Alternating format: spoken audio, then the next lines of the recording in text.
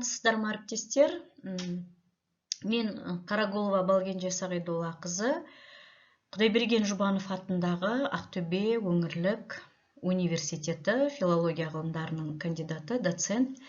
Бүгінгі сіздердің назарларыңызға ұсынғалы отырған баяндаманың тақырыбы дизайн терминдерінің жасалу жолдары. Жалпы кез келген тілдің қоғамда өмір сүруінің басты шарты оның қалыптасқан ғылым тілінің болуында. Ал ғылым тілі негізінен сол тілдің терминологиясының тұрақтылығы мен қалыптасқандығымен өлшенеді. Терминологияның маңыздылығы тіліміздегі терминдерді дұрыс қалыптастыру, оларды реттеу, бір жүйеге келтіру, қазақ тілінде сөйлету сияқты мәселелермен байланысты. Сондықтан қазіргі таңда қазақ тілінде ұлттық терминология мәселесіне ерекше көңіл бөлінуде. Терминология, оның ішінде ұлттық терминологияны тілімізде қалыптастыру, сонау 30-шы жылдардан бастап күні бүгінге дейін басты назарда. Бұл аталған мәселенің өміршеңдігін дәлелдейтін деректердің бірі. Қазақ терминологиясын 30-шы жылдарда зерттеген Ахмет Байтұрсынов, Құдайберген Жұбановтың төл терминдерді қалыптастыру жөніндегі пікірлері мен терминология мәселесімен қазіргі кезеңде айналысып жүрген ғалымдардың Өмірзақ Айтбаев, Әбдуәлі Қайдар, Шерубай Құрманбайұлы сияқты ғалымдардың пікірлерінде де төл терминдерді тілімізде қалыптастыру жағынан сабақтастық бар. Бірақ жоғарыда көрсетілгендей ғалымдардың пікірлерінде ерекшеліктерде жоқ деген ой туындамауы керек. Қоғам үнемі даму үстінде болғандықтан, ол міндетті түрде тілдің терминология қабатына өзгерістер әкеліп отырады. Сол себепті де әр кезеңдегі қалыптасқан терминдер әртүрлі және қалыптасу барысында жаңа талаптар мен ережелерді қажет етеді. Осыған байланысты термин мәселесі үнемі зерттеуді қажет етіп отыратын мәселелердің қатарында қазақ тіл білімінде терминология саласында әлі де болса да шешімін таппаған жайттар жеткілікті. Соның бірі салалық терминология қалыптастыруда әлі де төл терминдеріміздің қалыптастыра алмауымызда. Осындай бағыттардың бірі ол дизайн саласы болып келеді. Тілімізде төл терминдерді қалыптастыруға байланысты нақты принциптер заңды түрде қалыптасса да, әлі әртүрлі бағыттағы салаларда төл терминдеріміз қалыптаса қойған жоқ.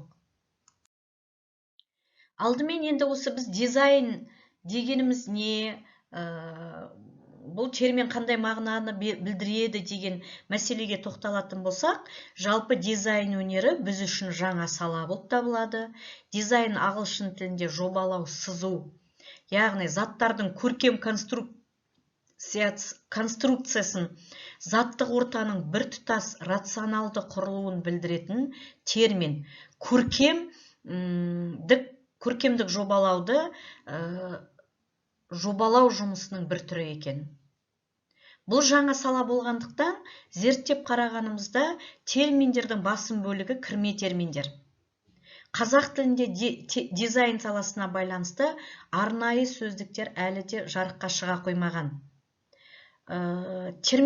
Мемлекеттік терминологиялық сайтында бұл дизайн саласына қатысты терминдер енгізілмегенін байқадық.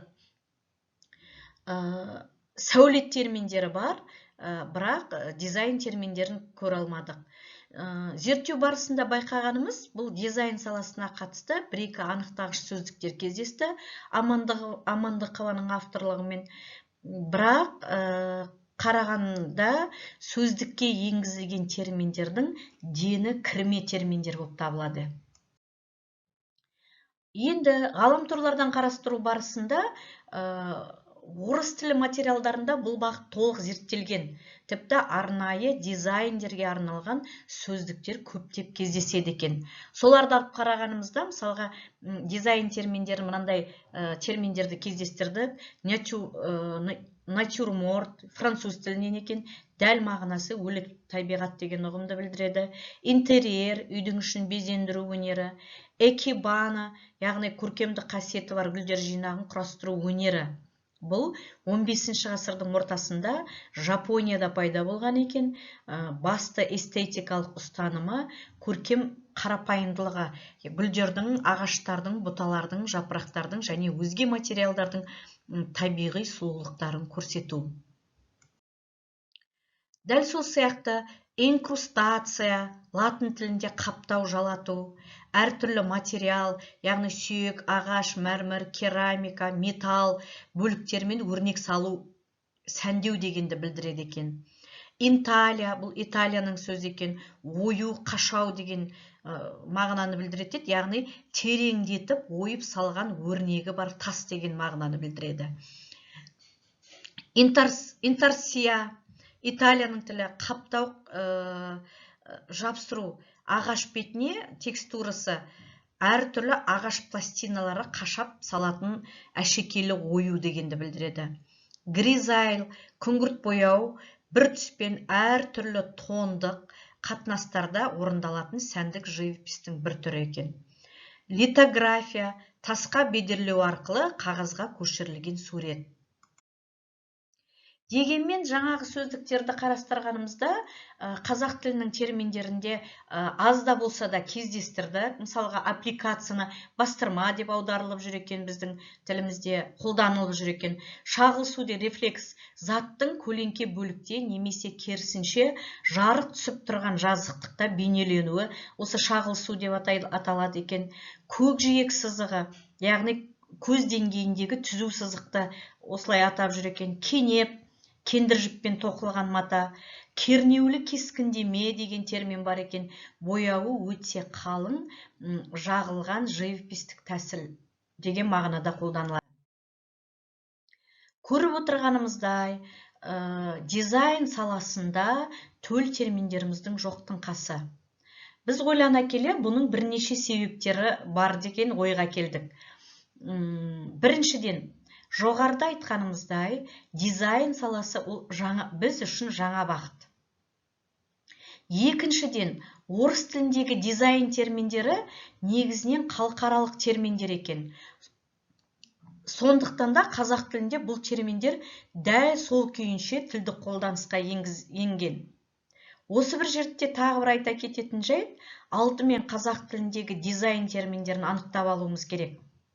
Бұны айтып отырған себебіміз қазақ тіліндегі материалдарда суретке байланысты, жаңа жоғарыда айтып өткеніміз сәулетке қатысты, осы дизайнға қатысты терминдер ауысып кете берген.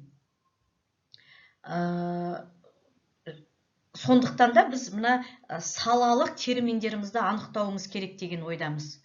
Сонымен бірге, осы безендіруге, әшекейлеуге, тігіншілікке қатысты кәсіби сөздерді терминдендіруіміз керек деген ойдамыз.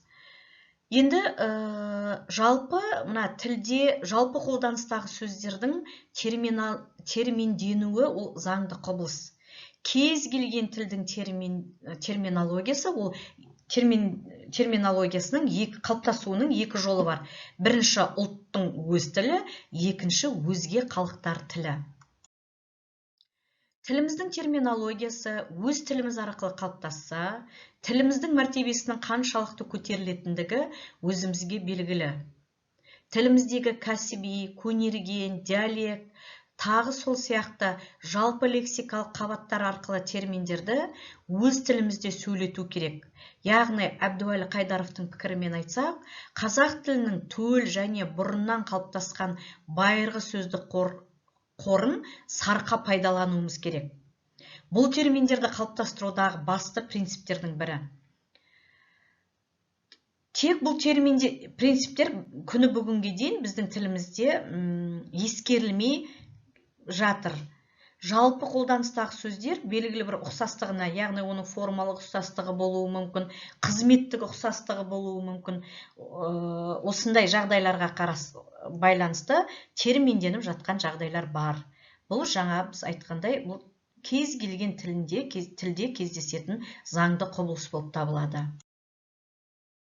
Және бұл құбылыс жөнінде Даниленко да айтқан болатын, яғни сөздің терминге ауысу барысында өзге ұғымды білдіруінің нәтижесінде амоним туындауын сөз алмасу құбылысы деп, сөздің бір уақытта екі жүйеге бірдей қызмет етуін сөздің екі жақты қызметі дейді.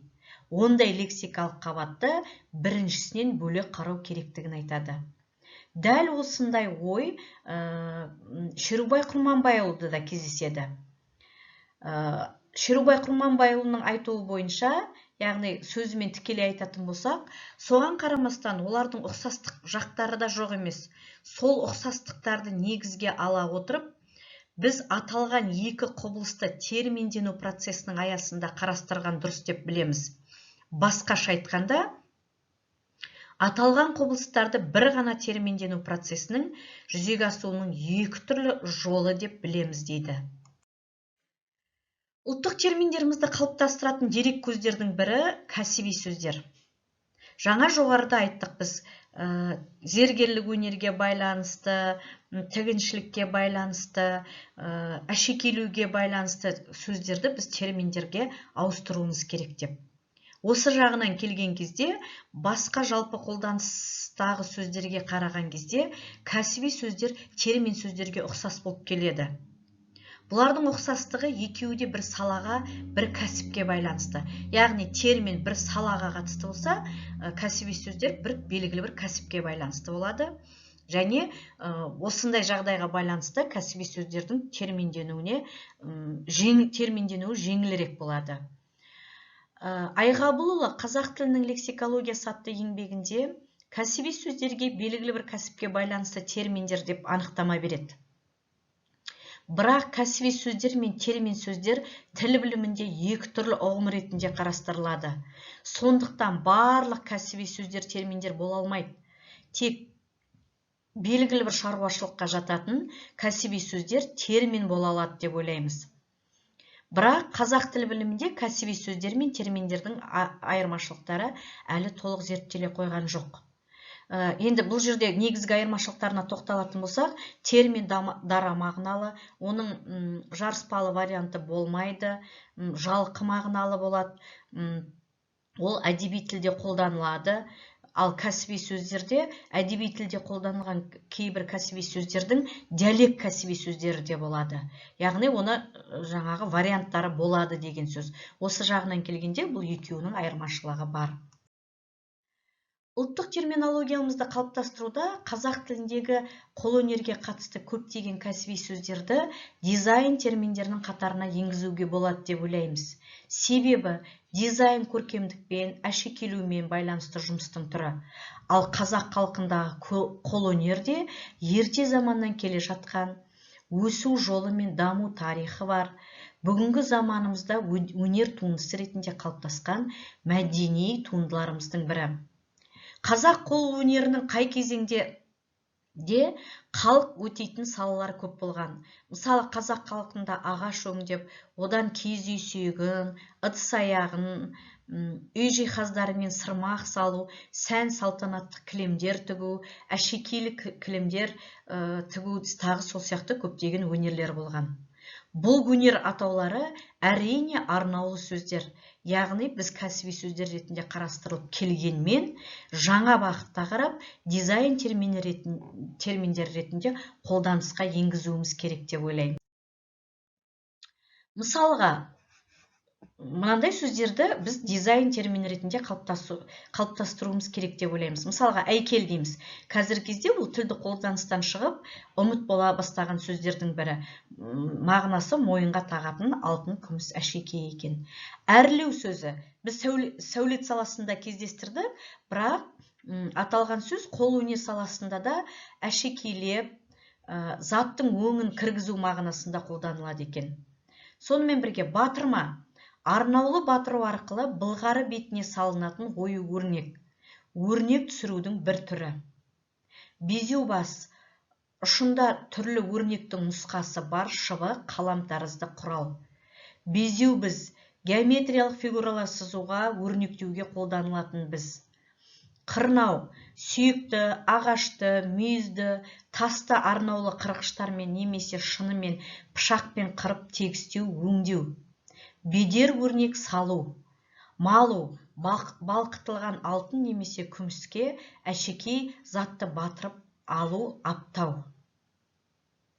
Қарап отырсаңыздар, бұл сөздердің бәрі о баста жалпы қолданыстағы сөз, бірақ жаңағы жоғарыда айтқанымыздай, олар бір белгілі бір формасына немесе қызметінің ұқсастығына байланысты кәсіби сөзге айналып отыр. Енді біздің міндетіміз осы кәсіби сөздерді термин сөздерге айналдыру. Сонымен бірге, осы дизайн терминдерді төл тілімізге айналдыру жолында бұл аударманың да орны ерекше деп ойлаймыз. Аударма осы ұлттық терминологияны қалыптастыруда негізгі жолдардың бірі.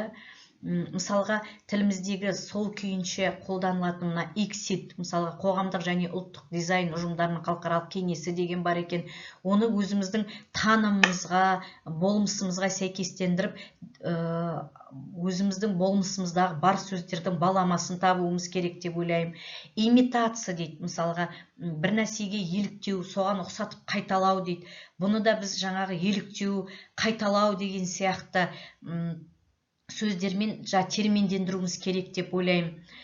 Анаформоза грек тілінен екен, бірнеше сурет мотивтерінің қосылуы нәтижесінде пайда болған өнер екен. Инталия тереңдетіп ойып салған өрнегі бар тас дейді. Бізде жаңа жоғарыда айтып өткендей, өрнекті салу үшін бірнеше мысалға кәсіби сөздер қолданылды. Жоғарыдағы мәселелерді айта келіп, дизайн саласына қатысты терминдерді қалыптастыру мақсатында төмендегідей ұсыныстарымыз бар. Бірінші, дизайн саласы терминдерін анықтау.